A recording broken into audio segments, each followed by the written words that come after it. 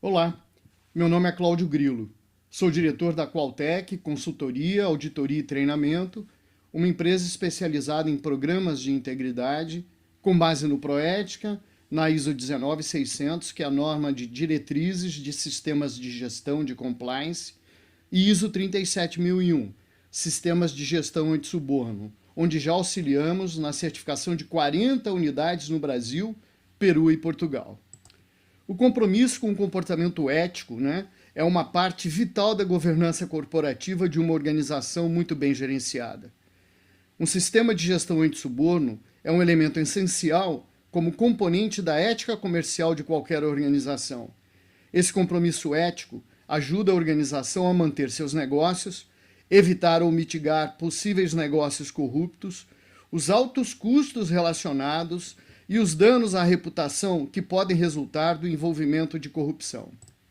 A combinação de valores corporativos com um sistema de gestão anti-suborno apropriado é fundamental para que uma empresa mantenha a integridade e lide com os riscos associados ao suborno e à corrupção. A norma ISO 37001 é um modelo mundialmente usado para o aprimoramento de programas de integridade. A norma especifica requisitos obrigatórios para as organizações estabelecerem ou atualizarem programas de gerenciamento anti-suborno de maneira proporcional aos riscos potenciais de subornos existentes. A norma exige que as organizações implementem medidas adequadamente projetadas para prevenir e detectar suborno. Nos próximos minutos, você terá informações suficientes para um melhor conhecimento da norma ISO 37001, seu processo de certificação e como ela pode auxiliar sua organização na elaboração ou incremento de seu programa de integridade. Eu acho importante a gente contextualizar um pouco os valores relacionados com suborno e corrupção. Várias instituições projetam esses valores. É claro que não há um dado preciso a respeito. De qualquer forma, o montante financeiro é muito grande. O Fórum Econômico Mundial, por exemplo, projeta esse valor entre 4% a 5% do PIB de um país. Outras instituições variam um pouco sobre esse percentual. Há projeções menores, como, por exemplo, 2,5% do PIB. Mas, de qualquer forma, como citei anteriormente, são cifras muito, mas muito grandes. Se considerarmos que o PIB do Brasil, em 2018, foi de 6,9 trilhões de reais, e utilizando os percentuais projetados pelo Fórum Econômico Mundial, nós estamos falando entre 272 e 340 bilhões de reais por ano. Usando um número mais conservador de 2,5% do PIB, estamos estimando um valor entre 170 bilhões de reais. Nenhum país do mundo possui zero corrupção e zero suborno. Se pudéssemos, apenas como exemplo, acreditar que metade desses valores pudessem ser inseridos na nossa economia, aplicando em infraestrutura, saneamento, hospitais, órgãos de saúde, moradia, imaginem quais seriam os benefícios para a nossa população. Existem estudos hoje que estabelecem uma relação direta entre IDH, Índice de Desenvolvimento Humano, e a corrupção. A relação é muito simples.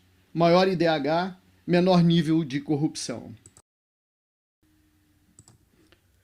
Todo ano, a Transparência Internacional emite um estudo sobre a percepção da corrupção nos países. É importante frisar que é um estudo de percepção do nível de corrupção, e não, na verdade, um estudo referente à própria corrupção existente nesses países. Em estudo mais recente, que foi publicado agora em 2020, sobre o ano de 2019, o Brasil aparece na posição 106, caindo ano após ano. Em 2014, por exemplo, o Brasil estava na posição 69, em 2015 na posição 76, em 2017 na posição 96 e em 2018 na posição 105. Esse slide mostra, por exemplo, aqueles países com menor nível de percepção de corrupção. Esses países são a Dinamarca, a Nova Zelândia, seguida da Finlândia. Nós estamos juntos com países do tipo Albânia, Argélia, Costa do Marfim, Egito, Mongólia e Macedônia. Este gráfico mostra claramente como a Operação Lava Jato trouxe à nossa realidade o nível da corrupção no Brasil e, por consequência, escancarando uma condição até então escondida, camuflada e não percebida por nós de modo geral. É importante aqui deixar muito claro para vocês que não há nenhum qualquer viés político partidário nessa questão. A maior prova disso é que, historicamente, o Brasil possui relatos há muito sobre práticas de corrupção. Se vocês lerem, por exemplo, o livro do Laurentino Gomes, livro é 1822, podemos ver, por exemplo, citado as questões de distribuição de títulos de nobreza em troca de doações e favores para ele e para sua corte, durante o reinado de Dom Pedro I, Dom Pedro II, vários casos de corrupção existentes na República Velha e na Nova, sendo os mais escancarados através de vários escândalos, como, por exemplo, suspeitas de superfaturamento na construção da ferrovia Norte-Sul em 1987, a época do Sarney, anões do orçamento em 1993, mensalão em 2005, entre...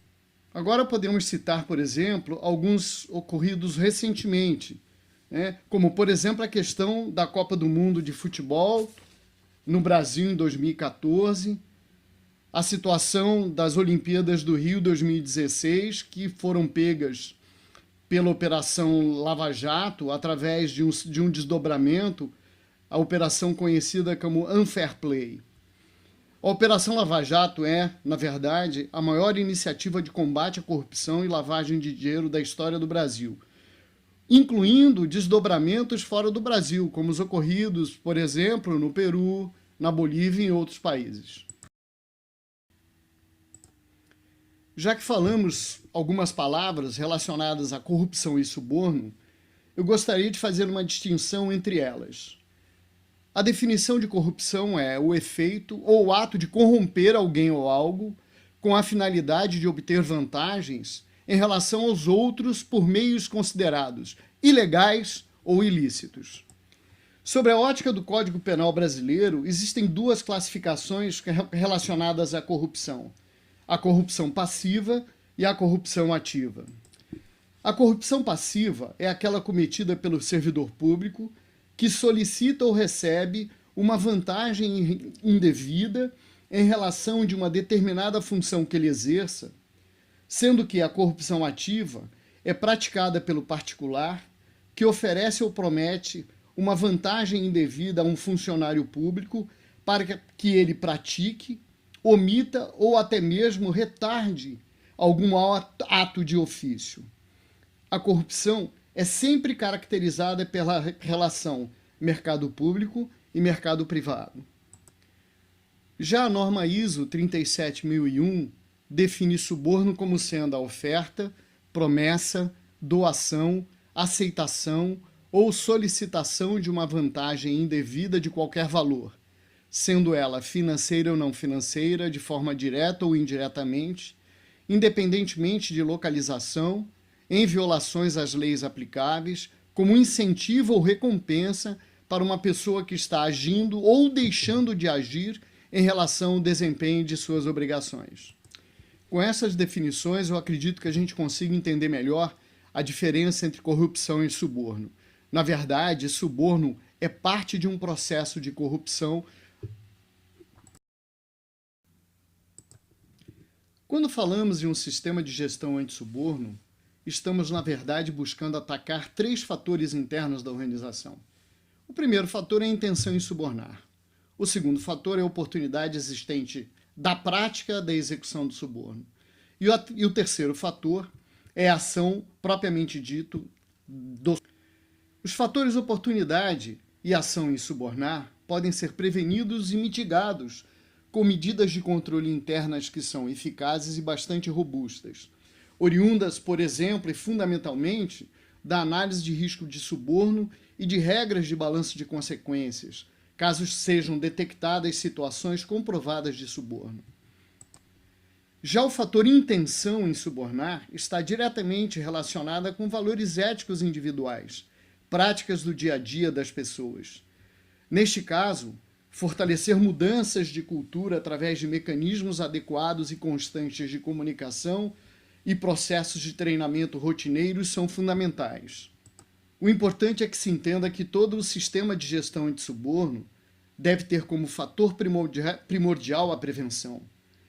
Devem ser incluídos também mecanismos de detecção e respostas adequadas contra práticas de suborno que foram detectadas durante o processo da organização.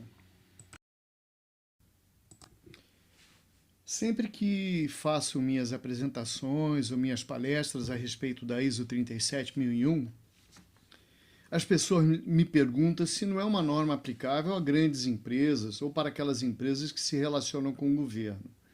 Invariavelmente, a resposta é sempre não, né? Os requisitos da norma são genéricos e eles se destinam a serem aplicados a toda e qualquer tipo de organização, independentemente do tipo, do tamanho e a natureza da atividade. Bem como, por exemplo, se a organização é de natureza pública, do setor privado, ou é uma empresa sem fins lucrativos. Aqui na QualTech, como já falamos, já auxiliamos a mais de 40 certificações de empresas privadas e sem fins lucrativos, com mais de 10 mil funcionários e algumas até com menos do que isso, como, por exemplo, uma empresa que nós certificamos com 2 funcionários. Então, não há restrição de aplicabilidade tanto da norma 37 em qualquer tipo de empresa.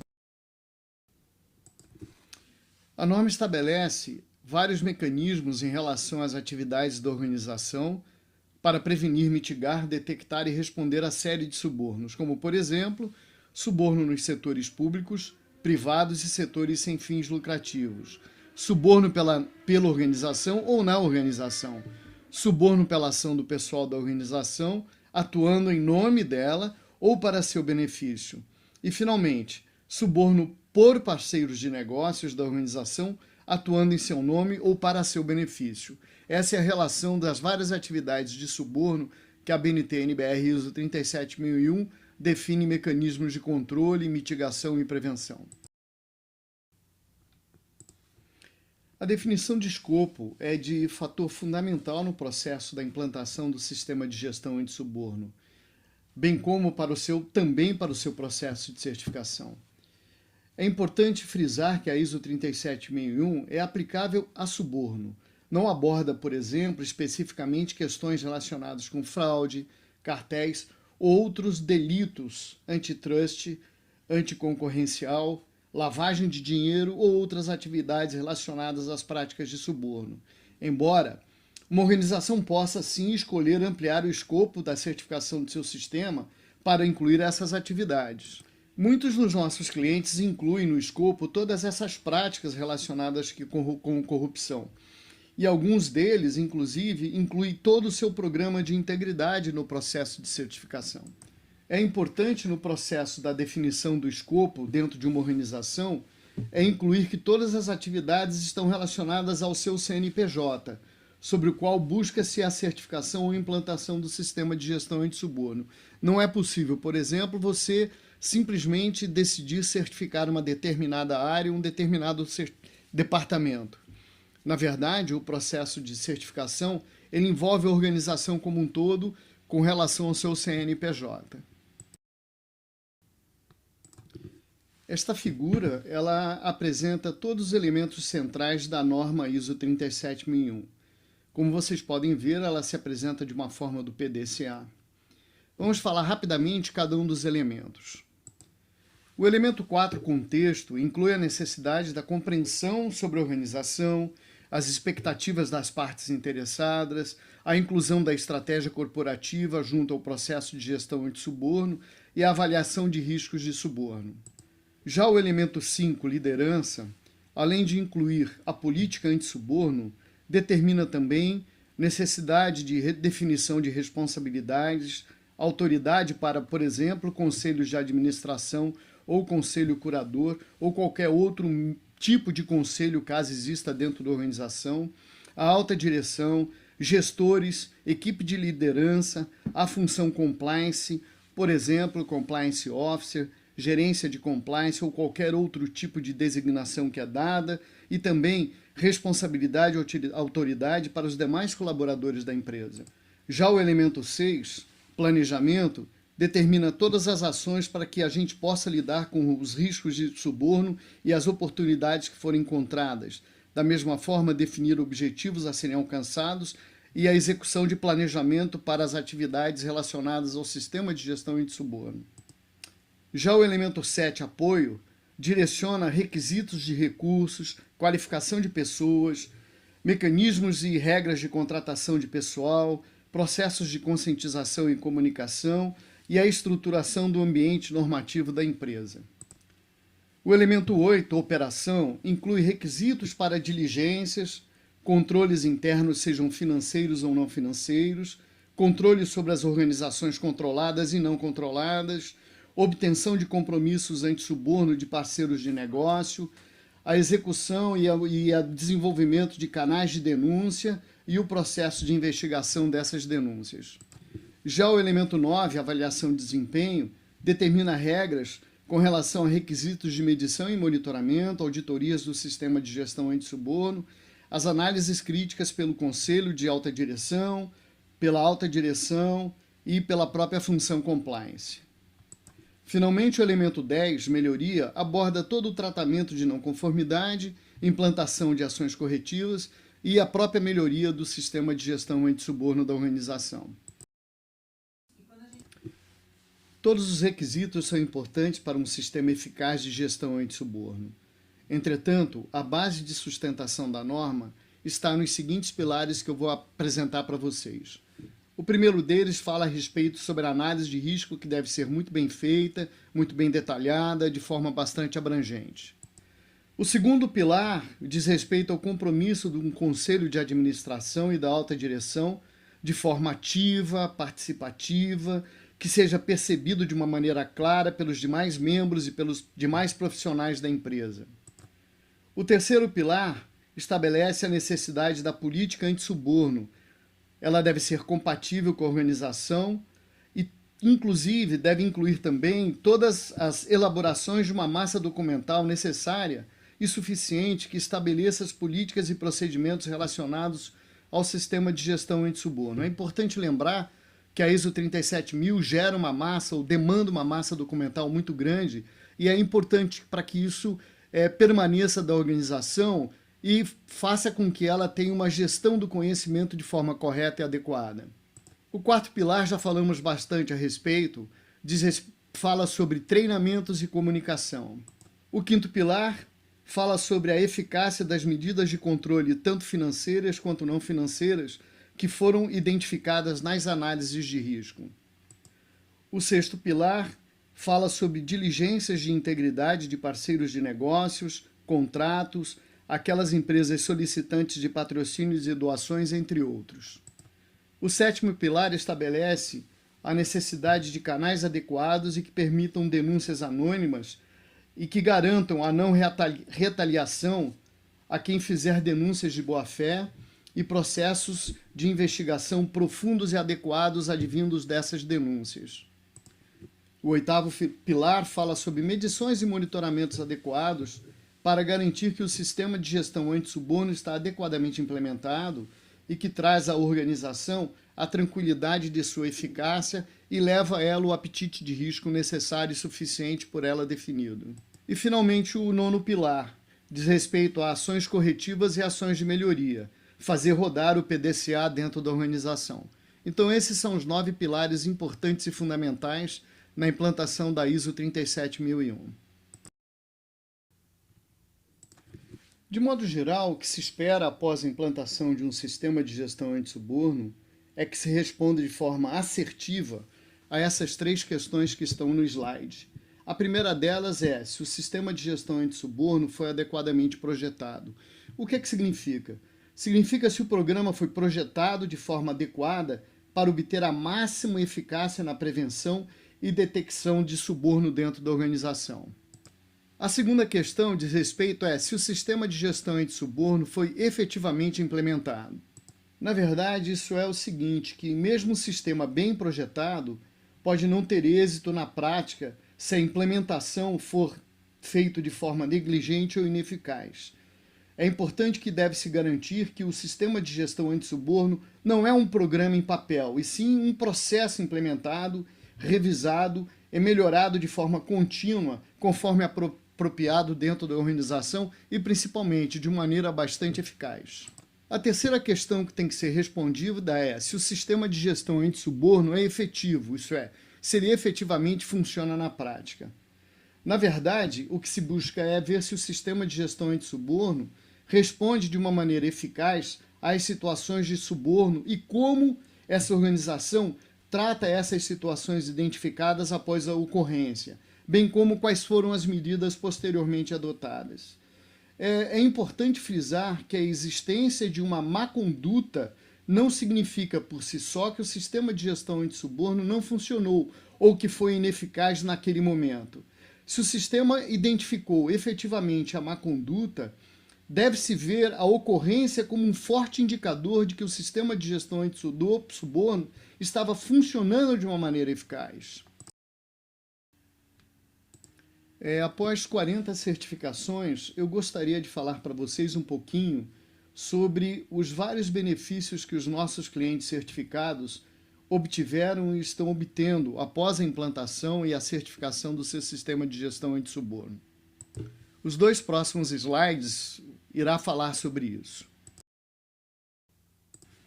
Alguns benefícios obtidos foram a garantia maior aos acionistas e diretores sobre a mitigação de riscos de suborno dentro da organização. Depois, a divulgação ao mercado nacional e internacional, isso é, com uma geração de mídia muito positiva e percepção por parte do mercado também bastante positivo. O terceiro item foram benefícios para as imagens das empresas, protege a reputação dessas organizações. Outros foram benefícios obtidos em processos de due diligence feito pelos seus próprios clientes, onde houve uma redução do rating de risco. Atendimento a requisitos de processos licitatórios e públicos. Benefícios em processos de M&A.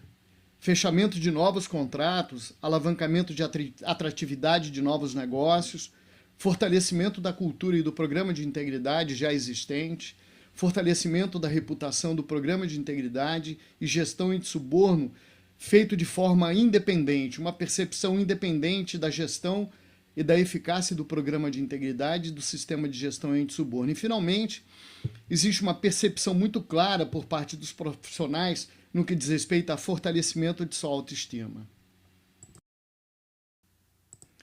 Nas minhas apresentações e palestras a respeito da ISO 37001 ou às vezes de programas de integridade, eu tenho recebido muito essa pergunta.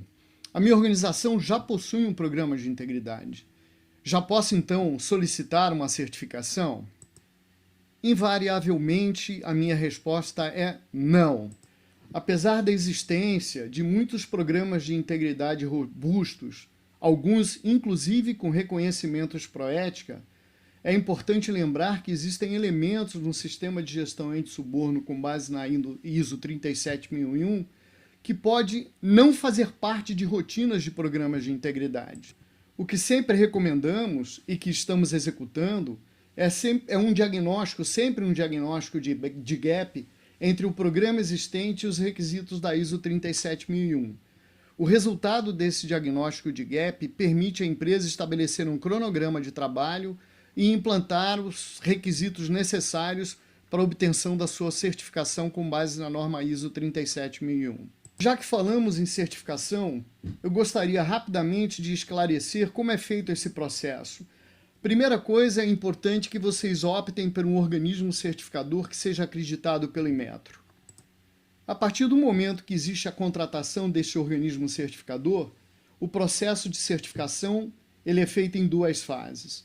A primeira fase, ou denominada fase 1, é a fase de análise da massa documental da empresa. Isso é uma análise crítica do conteúdo de todas as políticas, manuais, procedimentos existentes relacionados ao sistema de gestão antissuborno. A partir daí, no momento em que as coisas estão aprovadas, o organismo certificador aprova esse processo, passa-se para a fase 2, que aí sim é a fase referente à execução da auditoria propriamente dito dentro da organização para avaliar a implantação do sistema de gestão antissuborno. Com base no resultado da fase 1 e, por consequência, com base no resultado da fase 2, a empresa pode ou não ser recomendada a certificação por esse organismo certificador. Pessoal, muito obrigado pela sua atenção.